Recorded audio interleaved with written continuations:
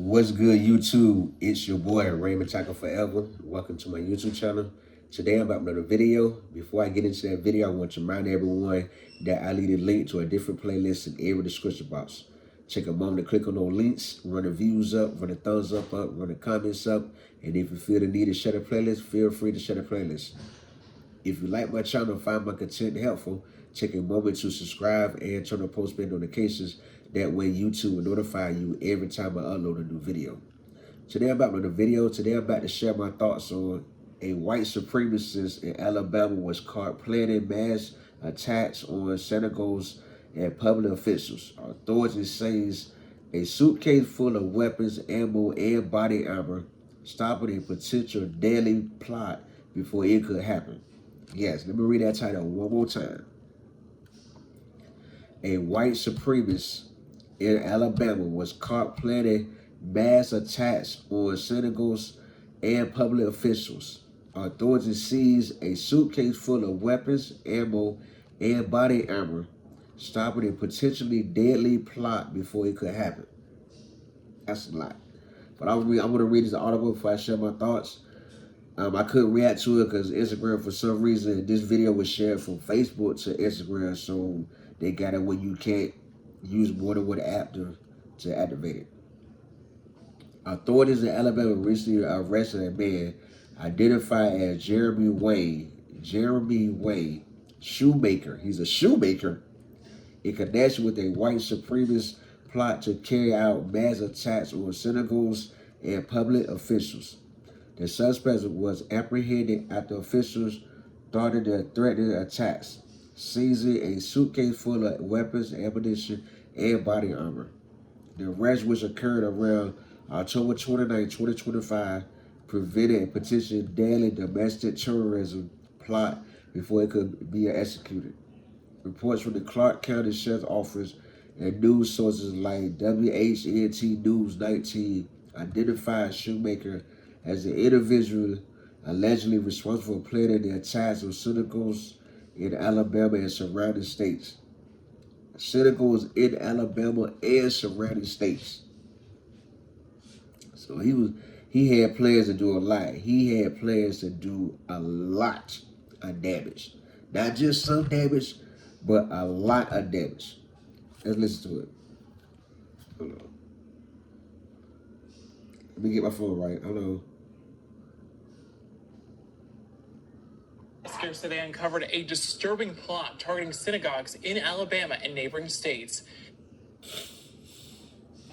Deputies tracked a lead to Choctaw County, arresting Jeremy Shoemaker. Right now, he's facing resisting arrest and illegal firearm possession charges.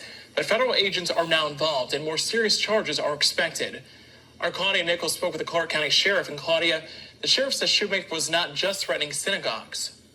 That's right, Cameron. Sheriff Dwayne Smith tells me Shoemaker was also planning possible attacks on several public figures whose names can't be released because of the ongoing investigation. Tonight, the sheriff says this arrest may have stopped a violent attack before it happened. You always hear that question, well, what if somebody knew about this before it happened? We should have been able to prevent that. Well, people working together, that's what happens. Tonight, investigators uncover multiple threats against Alabama synagogues and all this. Multiple weapons, more than a suitcase full of ammunition, body armor, and more found inside a home in Needham, Alabama in Choctaw County. Jeremy Wayne Shoemaker taken into custody. Sheriff Smith describes the arrest and says Shoemaker did not plan to be taken alive. He had planned to shoot it out with the police, but due to tactics, he was unable to do so. He did sustain a few scratches, as you can probably see in his mugshot. But that was due to the resisting that he did once the arrest was effected. A white bandage above Shoemaker's eye and scratches on his face indicate a struggle with deputies. Smith says what they found inside the home was disturbing. He had stockpiled some ammunition. Some of it was old, some of it was new. He had a newly purchased assault rifle. He had extended magazines, which were loaded, and the way that the ammo was fixed is like he was ready to go and utilize it somewhere. Smith emphasizes this was a joint operation with multiple federal agencies and local police departments. The FBI and the 1st Judicial Circuit Special Response Team are also assisting. Court records show Shoemaker's bond was raised from $30,000 to a $150,000 cash bond. Cameron. Wow. Wow. Now, I only have one question. Just how did they get the tip? How did they find out all of this? That's what I want to know. How did they find out all this? It's a good thing that they did, because imagine the damage he would have did with 2 guns, all that ammunition, a book bag full plus more. Yeah, he would plan to do some damage. So that's the only question I have is how did the police get the tip? How did they find out about this? What led to his arrest? You know what I mean? I understand that they stopped this, but what led to it? That way, the more America know, to look for it, to avoid other situations like this as well. Because this man about to do some stuff in Alabama. Yeah,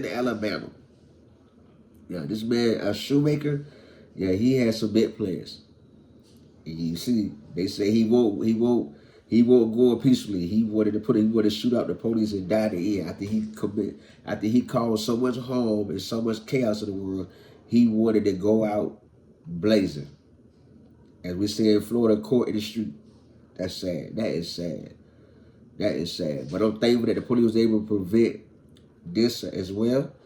You know, and that is a thumbs up, a good job on their behalf. But at the same time, I still want to know, how did they get the tip about this? How did they find about this? So that way we have a heads up what to look for. And when we can also use this information to help send tips on other situations that might be going down like this. You know, thank you, Jesus, for the police. Thank you, Jesus, for how they found out. Thank you. You know, thank you. It's sad that people want to do stuff like this, kill up a bunch of people for the hell of it, or because of mental health issues. It's sad. It's really sad. You know what I mean? I would rather someone with mental health issue, instead of going to killing up a whole bunch of innocent people, just blow your own brains out. Just say the word of trauma, the drama, the chaos, and just blow your own brains out. You know, or do something like the movie Saw, and tie yourself to a chair and have when you push back a certain way, it just shoots you 100 times or something. You know what I mean? I mean, something like that. I would rather see someone harm themselves before they harm a bunch of innocent people that they don't know from Adam and Eve. That's just my opinion. You know, that's just my opinion. Y'all tell me how y'all feel about this in the comments. You know, let me know how you feel in this situation in the comments, and I will give you a shout out. My shout out video the last Sunday in November. If you like my thoughts on this situation, take a moment to subscribe and turn on post notifications. That way YouTube will notify you every time I upload a new video. I do leave a link to a different playlist in every description box. Take a moment to click on those links, run the views up, run the thumbs up, run the comments up. And if you feel the need to share the playlist, feel free to share the playlist. And remember, family, friends, no matter how close you are to the person, if you see something suspicious, say something. It's not snitching. It's not considered snitching. You're saving lives. You're preventing situations like this from happening in the situation in Atlanta, Georgia. You're preventing situations like that from happening. Don't be scared. Don't be scared to speak up. It's not nothing. No harm will come to you from speaking up to avoid situations like this that continue to happen over and over and over in America.